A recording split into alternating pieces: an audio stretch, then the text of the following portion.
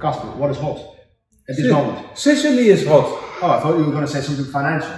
Yeah, I'm gonna say it after that. But Spain is getting very hot, by the way. yes, 48.8 degrees, records, the highest temperature ever. Wow. In Sicily. And I was in Greece last week. It was also around the 40. It was really bloody hot, and I took the heat back to Spain because this week, at the end of this week, it was also around 40 degrees. Depends where you are. Mr. Weather. And where are we now? Where are we? We are here at Salutlabs with Mike Bollen. Hi. And Mike, thank you for having us. What do you do? What's your company doing? All right, our company has been established more than anything else because we found out that PCR testing in Spain is not the same like in Northern Europe. So a lot of travelers, what they find out that when they need a travel document and a fit to fly document in order to return to their countries, they do find out that during the weekends and even during weekdays, it's extremely difficult to get appointments, either at private clinics or at larger hospitals. So what we found out from our own experience was that knowing for sure what the turnaround time is on receiving your results, being able to get an appointment to actually physically do your testing is rather difficult here. Yeah, so you do PCR tests? PCR testing mainly for traveling. Yeah. Okay. And that was in the news. What was in the news? Well, this related to the stock market? Yeah, when we look at the law, everybody that has been vaccinated either had a Moderna, a Janssen, or a Pfizer or BioNTech vaccine. And what came in the news on Wednesday is that those vaccines are actually not that effective for the Delta variant. So what that is causing is that the stocks went down almost 20%, 5 or 7%. But yeah, it's quite scary to really actually put something in and it's not that functional at the moment. Yeah, and we're going to talk about it because you have a different vision on it. You can do. I want to elaborate a little bit on the high temperatures because that's based on the outcome of the report of this week about the environment. You can't deny that there's something going on. No, and this report, I think that it took them 7 years to create a new report. 234 scientists made it from all countries. So this is what it is. And there were a couple of conclusions. I think you all saw it in the news. And the next weeks, months, we're gonna relate it more to investing. So what will be the impact on your investments? So you can't deny it.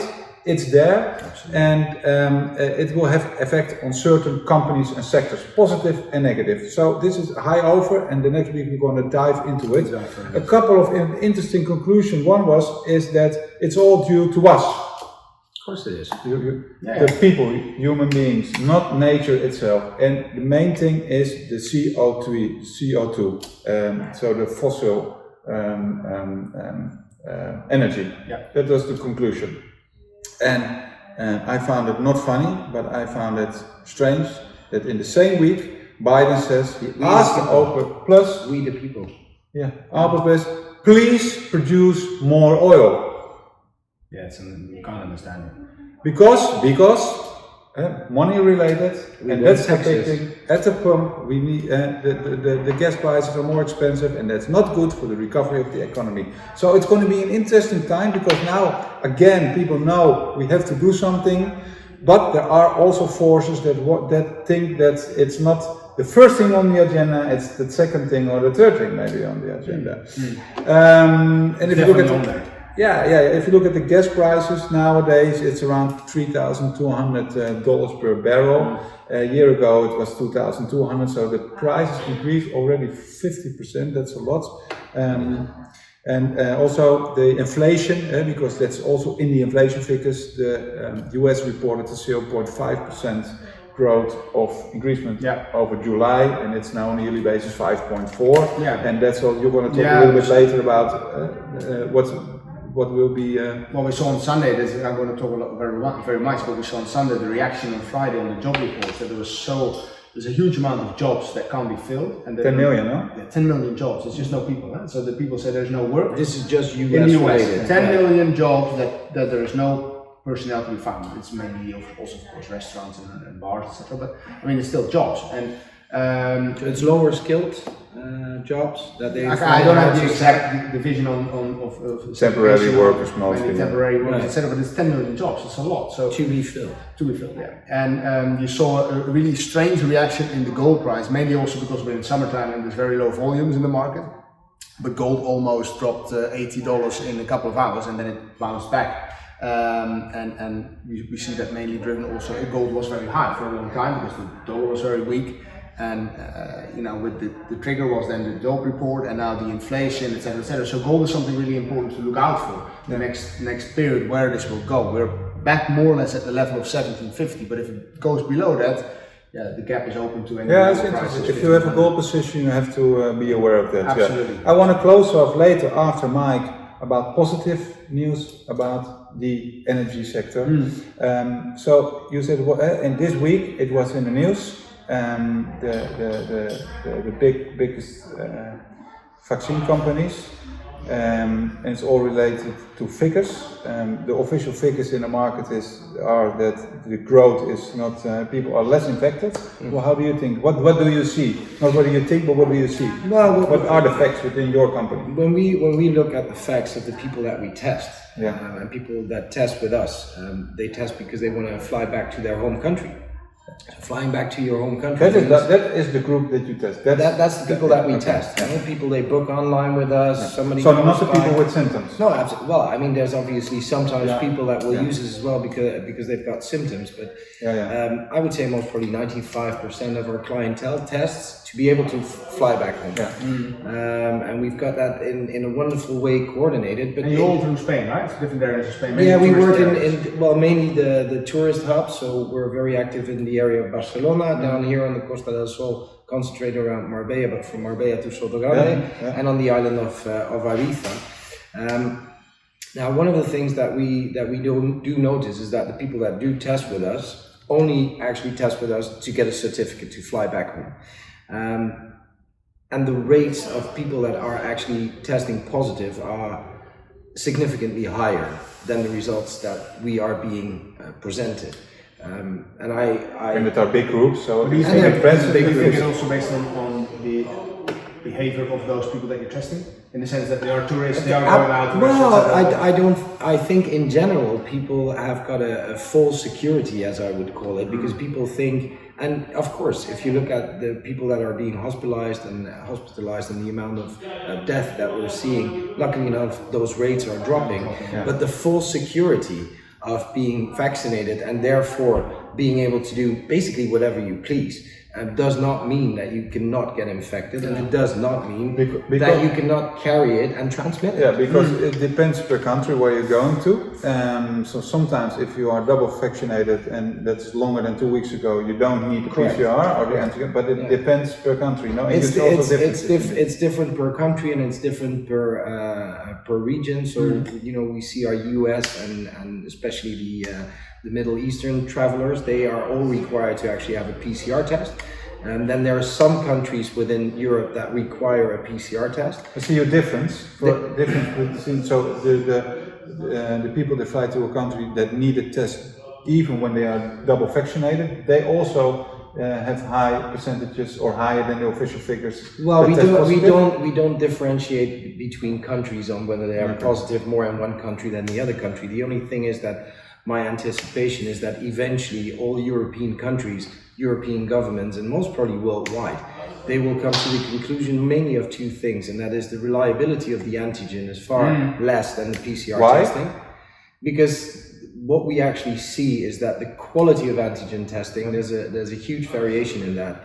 And you can imagine that when you buy a self-test in a pharmacy for a buck and a half, or the process that we actually have in our laboratories, which is 20-fold of the cost of a self-test like that, let aside overhead and logistics, is that the liability and of such tests are completely different. Top that up with the processing of a PCR test, which is a process of 3 hours before you actually get results. What's more reliable? So what do you think, what will happen with the antigen tests? My anticipation is in order to at least contain and be sure whether people are positive or negative, either vaccinated or not vaccinated, people should test with PCR test. Absolutely, without any And I doubt. think it's also important, I don't know if you mentioned yet, you don't have to put a stick in your nose. Eh? Well, Because I saw today on the newspaper. Yeah, we do saliva-based testing. Yeah, but that's big. There was the Ryanair forced the child.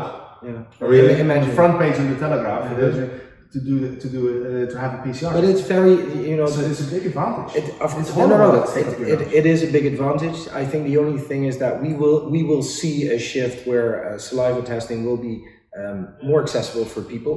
Is the difference in percentage? Is it better to test it through your nose? No, in terms of reliability of the actual samples, it equalizes. So there's not a lot of at the end of the day, what you look at is that you're analyzing your DNA, right? On which chromosome? DNA is DNA. Exactly. So it's ridiculous to do this. it's not necessary. It's not necessary. It's not necessary. You say it a little bit more. It's not necessary, friendly. and if you look at the Chinese method of actually collecting samples, you know, it becomes very interesting. How do they do it? They even go to different parts of the body where they collect samples. I leave it with that. Yeah. We even do that, Yeah. Okay, so you say your conclusion is the percentage is much higher than that people think, and you think also the antigen test should be replaced fully by the PCR because it's much better. In order to have some reliability. On I think it's interesting, and I think they don't do it during the summer because they want to give the politics want to give the people the pleasure to go on holiday. Which you can do equally the same if you. Yeah, but the PCR test is much more expensive. It's almost 3 times double the price or 3 times the price. So if you have a family and with a lot of children, it can be a hurdle for people to not go on a holiday if you have to do the expensive test. So double the price. And I think what you just were saying is new for me, maybe for you, but not new for the Chinese. That I didn't do. No, I forgot it already, so I don't know what it I was was. thinking about it. No, they will take it from. No, but I think the people that make the rules, they know it. Listen, Must be. I am convinced that health organizations and governments are aware of this.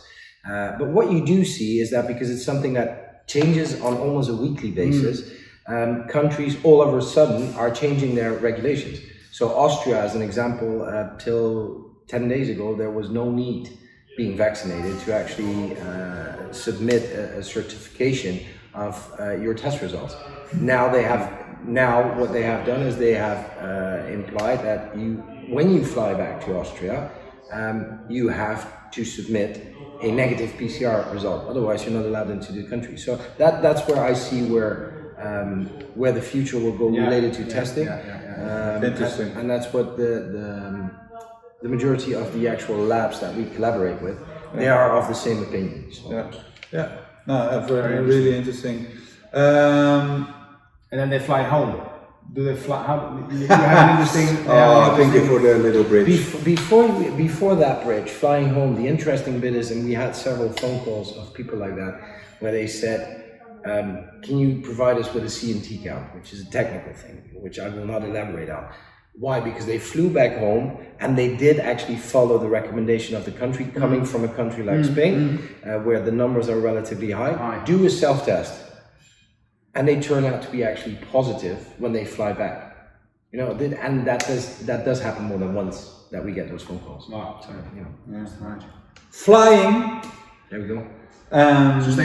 Sustainable flying. Positive news about the new company Joby Aviation went public this week through a SPAC, your favorite investment vehicle. It's now valuated around $4.5 billion. Follow it. Maybe not the share price, but the company itself. I think it's really interesting. What do? They create taxis through the air. So it's you can't say it's a plane, it's a helicopter, it's a plane. I think you talked about it before. Yeah, but it's a public. Yeah, Uber is a shareholder, and Toyota is an investor in it, and they can fly 240 kilometers with a speed of 320 kilometers per hour, and that only will be more in the future. and it's completely electric. You can make it scalable. Electric plane. But this is, if it's like a taxi service, the range is sufficient for now. It'll be interesting to see how they increase that. Yeah, as 240 kilometer, and bear in mind 240 kilometer straight. Yeah, absolutely. Yeah, you don't have to go like this. So that's maybe 350 kilometers. It's like in 10 minutes you're from here to Malaga, right? Yeah. That's fantastic. Fantastic, no? Yeah. I think that's positive. So there also with the environment report there are positive things in the news. So, and as of when will they be in service? 2024 they expect to deliver the planes, and then you have But are they going to roll out worldwide at the same time, or? Now probably they start in the US. But to see how quick they burn the cash, these companies. But it's also about regulation, because what will be the rules? Airspace. Yeah, Very difficult. yeah, really difficult. Yeah, but if you fly them maybe below certain, I don't know. Airspace what are the rules keeps then? being, Yeah. Everybody's flying in. Next week. Next week, what's next? Yeah, but it's like every week, but I think it's getting more and more. It's like we're building up the tension. What is Powell going to say at the Federal Open Meeting next week? What is he going to announce finally that he's going to increase interest rates and reduce tapering? That is basically what we're all anxiously waiting for. What he comes up with first, he was looking for inflation. We had the inflation ghost. Then all of a sudden the inflation was not sustainable. Then he was looking at the job market. The job market's been really good. So this might be the trigger, for him to announce that he will stop putting money in. We'll see. We'll see. Thank you, Mike, for having us here. Thank you for being here. Thank you for watching. Thumbs up if you like it. Thank you, and hope to see you next week. Thank you. Safe travels.